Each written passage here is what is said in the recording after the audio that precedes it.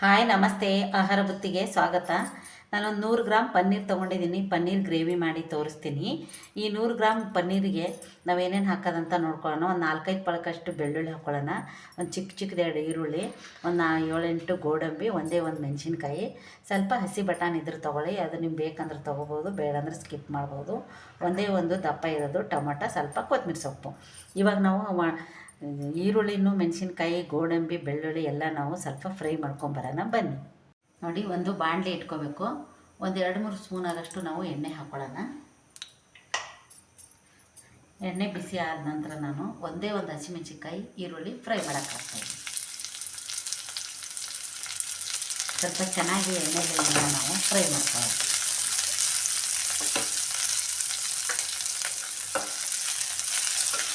ನೋಡಿ, ಇವಾಗ ಈರುಳ್ಳಿ ಚೆನ್ನಾಗಿ ಫ್ರೈ ಮಾಡ್ಕೋಬೇಕು.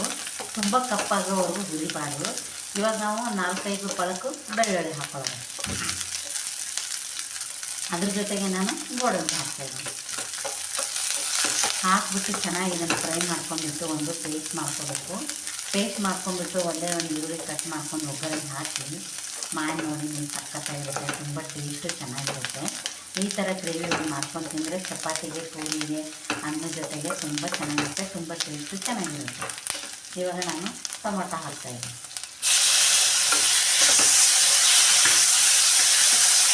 ಟೊಮೊಟೊ ಸ್ವಲ್ಪ ಸಾಫ್ಟ್ ಆಗೋವರೆಗೂ ನಾವು ಹೊಡೆಯೋಣ.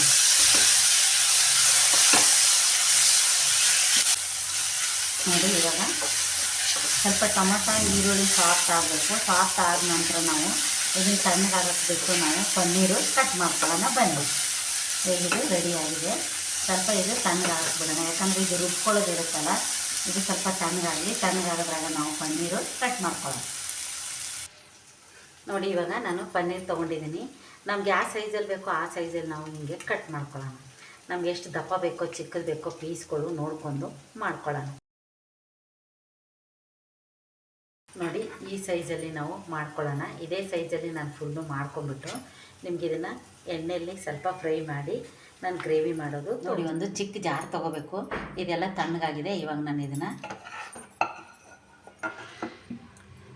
ಸ್ವಲ್ಪ ನಮ್ಗೆ ಅರ್ಜೆಂಟ್ ಇದ್ದರೆ ಅವಾಗೆ ರುಬ್ಕೋಬೋದು.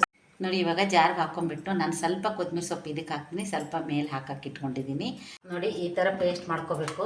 ಈ ಥರ ಪೇಸ್ಟ್ ಮಾಡ್ಕೊಂಬಿಟ್ಟು ಪನ್ನೀರ್ ಮಾಡೋದ್ರಿಂದ ತುಂಬ ಚೆನ್ನಾಗಿ ಬರುತ್ತೆ ಗ್ರೇವಿ. ಇವಾಗ ನಾವು ಅದನ್ನು ಪನ್ನೀರು ಎಣ್ಣೆಯಲ್ಲಿ ಫ್ರೈ ಮಾಡ್ಕೊಳ್ಳೋಣ ಬನ್ನಿ. ನೋಡಿ, ಒಂದು ಪಾನ್ ಇಟ್ಕೋಬೇಕು. ಇಟ್ಕೊಂಡ್ಬಿಟ್ಟು ನಾವು ಒಂದು 2-3 ಸ್ಪೂನಷ್ಟು ನಾನು ಎಣ್ಣೆ ಹಾಕೋತಾ ಇದ್ದೀನಿ. ಎಣ್ಣೆ ಕಾಯ್ದ ನಂತರ ನಾನು 1 ಸ್ಪೂನ್ ಆಗೋಷ್ಟು ಚಿಲ್ಲಿ ಪೌಡರ್ ಹಾಕ್ಕೊತೀನಿ. ಅರ್ಧ ಸ್ಪೂನ್ ಆಗೋಷ್ಟು ಅರಿಶಿನ ಪುಡಿ ಹಾಕ್ಕೊಳ್ಳೋಣ. ಎಲ್ಲ ಈ ಥರ ಮಿಕ್ಸ್ ಮಾಡ್ಕೊಂಡ್ಬಿಟ್ಟು ನಾವು ಇದರಲ್ಲಿ ನಾವು ಪನ್ನೀರು ಹಾಕ್ಕೋಬೇಕು. ಒಂದೊಂದಾಗಿ ನಾವು ಪನ್ನೀರು ಇಟ್ಕೊಳ್ಳೋಣ. ಈ ಥರ ಹಾಕ್ಬಿಟ್ಟು ನಾವು ಸ್ವಲ್ಪ ಎಣ್ಣೆಲ್ಲೇ ಇದನ್ನು ಫ್ರೈ ಮಾಡ್ಕೋಬೇಕು. ನೋಡಿ, ಈ ಥರ ನಾವು ಪನ್ನೀರು ಈ ಥರ ಸ್ವಲ್ಪ ಫ್ರೈ ಮಾಡ್ಕೊಳ್ಳೋಣ. ನೋಡಿ, ಎಷ್ಟು ಚೆನ್ನಾಗಾಗಿದೆ ಅಂತ. ಈ ಥರ ಅರಿಶಿನ ಪುಡಿ, ಚಿಲ್ಲಿ ಪೌಡ್ರ್ ಹಾಕಿಬಿಟ್ಟು ಸ್ವಲ್ಪ ಎಣ್ಣೆಲಿ ಈ ಥರ ಫ್ರೈ ಮಾಡಿ ತೆಗೆದುಬಿಟ್ಟು ನಾವು ಇದೇ ಬಾಣಲೆಯಲ್ಲಿ ನಾವು ಒಗ್ಗರಣೆ ಹಾಕೊಳ್ಳೋಣ. ನೋಡಿ, ಇದೇ ಬಾಣಲೆಯಲ್ಲಿ ನಾನು ಒಂದು ಈರುಳ್ಳಿ ಕಟ್ ಮಾಡಿದ್ದೆ. ಇವಾಗ ಈರುಳ್ಳಿ ಫ್ರೈ ಮಾಡ್ಕೊಳ್ಬೇಕು.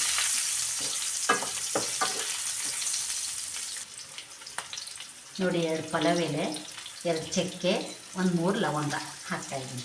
ಫಸ್ಟೇ ಎಣ್ಣೆಗೆ ಹಾಕಿದರೆ ಸ್ವಲ್ಪ ಕಪ್ಪಾಗುತ್ತೆ ಅಂತೇಳಿ ನಾನು ಹಾಕಿಲ್ಲ. ನಾವು ಮಸಾಲೆ ರುಬ್ಬಿದ್ದೀವಲ್ಲ, ಆ ಮಸಾಲೆ ಇದಕ್ಕೆ ನಾವು ಈಗ ಹಾಕ್ಕೊಳ್ಳೋಣ. ನೋಡಿ, ಈ ಫ್ರೈಗೆ ನಾನು ಮಸಾಲೆ ರುಬ್ಬಿರೋದು ಹಾಕ್ಕೊತಾ ಇದ್ದೀನಿ. ಹಾಕೊಂಡ್ಬಿಟ್ಟು ಇದು ಫ್ರೈ ಮಾಡಿಕೊಂಡು ಆಮೇಲೆ ನಮ್ಗೆ ಎಷ್ಟು ಬೇಕೋ ನೀರು ನೋಡಿಕೊಂಡು ನಾವು ನೀರು ಹಾಕ್ಕೊಳ್ಳೋಣ. ಇವಾಗ ನೋಡಿ, ಇದಕ್ಕೆ ನಾವು ಮಸಾಲೆ ಹಾಕೋಣ. 2 ಸ್ಪೂನು ಚಿಲ್ಲಿ ಪೌಡ್ರು, 1 ಸ್ಪೂನ್ ಉಪ್ಪು, 2 ಸ್ಪೂನು ಧನಿಯಾ, 1 ಸ್ಪೂನು ಗರಂ ಮಸಾಲ, ಇದಕ್ಕೆಲ್ಲ ಹಾಕಿಬಿಟ್ಟು ನಾವೀಗ ಫ್ರೈ ಮಾಡೋಣ. ಗ್ರೇವಿ ಮಾಡೋದ್ರಿಂದ ತುಂಬ ಸೂಪರಾಗಿರುತ್ತೆ, ತುಂಬ ಚೆನ್ನಾಗಿರುತ್ತೆ. ಹೋಟೆಲೆಲ್ಲ, ರೆಸ್ಟೋರೆಂಟಲ್ಲೆಲ್ಲ ಮಾಡ್ತಾರಲ್ಲ, ಅದೇ ಥರ ಇದು ಅಷ್ಟು ಟೇಸ್ಟ್ ಕೊಡುತ್ತೆ. ಈ ಥರ ಒಂದು ಸತಿ ನೀವು ಟ್ರೈ ಮಾಡ್ಕೊಂಡು ನೋಡಿ. ನೋಡಿ, ಇವಾಗ ಶುಂಠಿ ಬೆಳ್ಳುಳ್ಳಿ ಪೇಸ್ಟ್ ಅದನ್ನು ಹಾಕಿಬಿಟ್ಟು ನೀಟಾಗಿ ಇದನ್ನು ನಾವು ಫ್ರೈ ಮಾಡ್ಕೊಳ್ಳೋಣ. ಎಷ್ಟು ಚೆನ್ನಾಗಾಗುತ್ತೆ ಅಂದರೆ ಇದನ್ನು ಒಂದು ಸತಿ ನೀವು ಟ್ರೈ ಮಾಡಿ ನೋಡಿ, ಸೂಪರಾಗಿರುತ್ತೆ. ರೆಸ್ಟೋರೆಂಟಲ್ಲೆಲ್ಲ ಹೋದಾಗೆಲ್ಲ ಪರೋಟಾಗೆ, ರೋಟಿಗೆಲ್ಲ ಕೊಡ್ತಾರೆ, ಅದೇ ಥರ ಟೇಸ್ಟು ಚೆನ್ನಾಗಿ ಕೊಡುತ್ತೆ ಇದು. ಇವಾಗ ನಾವು ಇದನ್ನು ಹಾಕಿಬಿಟ್ಟು ಇವಾಗ ಸ್ವಲ್ಪ ಹಸಿ ಬಟಾಣಿ ತೊಗೊಂಡಿದ್ದೀವಲ್ಲ, ಹಸಿ ಬಟಾಣಿ ನಾನು ಇದರಲ್ಲೇ ಹಾಕ್ತಾಯಿದ್ದೀನಿ. ನಿಮ್ಗೆ ಹಸಿ ಬಟಾಣಿ ಇಷ್ಟ ಇಲ್ಲ ಅಂದ್ರೆ ನೀವು ಸ್ಕಿಪ್ ಮಾಡ್ಕೋಬೋದು. ನೋಡಿ ಇವಾಗ ನಾನು ಜಾರ್ ತೊಳೆದ್ಬಿಟ್ಟು ನೀರು ಹಾಕ್ಕೊತಾ ಇದ್ದೀನಿ. ಈಗ ಚೆನ್ನಾಗಿ ಸ್ವಲ್ಪ ಇದು ಗ್ರೇವಿ ಬೇಯಲಿ.